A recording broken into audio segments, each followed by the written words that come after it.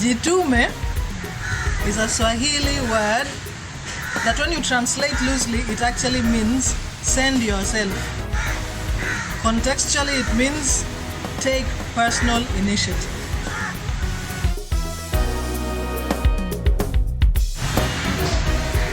The Jitume campaign is about taking personal initiative on two levels. One, as a Christian to share the gospel of Christ yourself. Two, as a human being to take personal initiative over the care of your environment, i.e., planting trees.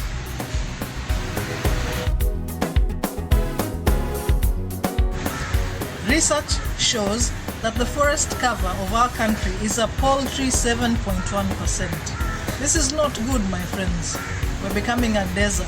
What can you do? Jitume. Go plant a tree, or 2, or 3, or 4, or 5, or 6, 7, or 8, or 9, or 10. Just take personal responsibility.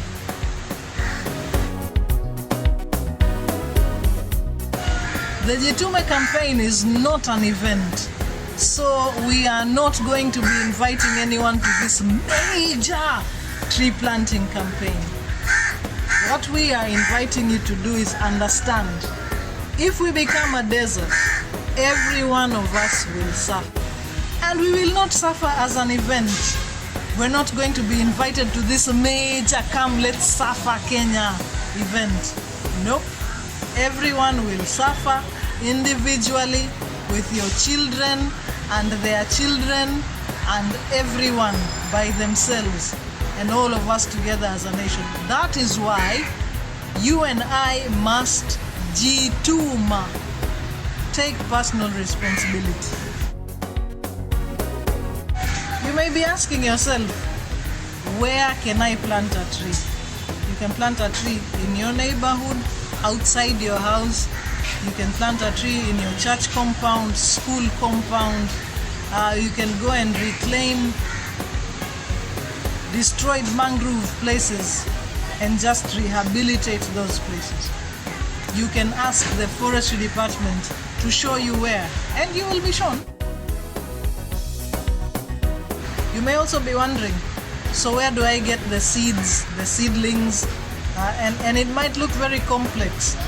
First of all, you can plant pawpaw trees, mango trees. You can get the seeds of the fruits that you eat and put them back in the ground and plant them. But you can also buy seedlings. They are sold on the streets. If you need some, you can ask me. I will tell you exactly where. But what we will not do is tell you, nimekununulia seedlings, njoo nikuonyeshe ukapande. No. For this one, kila mtu jitume. Yeah, and don't be selfish. Perhaps you have the ability to buy more than one seedling. Share with your neighbors. Buy for other people that would like to participate and they cannot. Or maybe you are far away, but Mombasa is your hometown, Kenya is your home country. You're living in a place with beautiful tree and forest cover. You can actually send your relatives money for seedlings, let them buy and let them plant.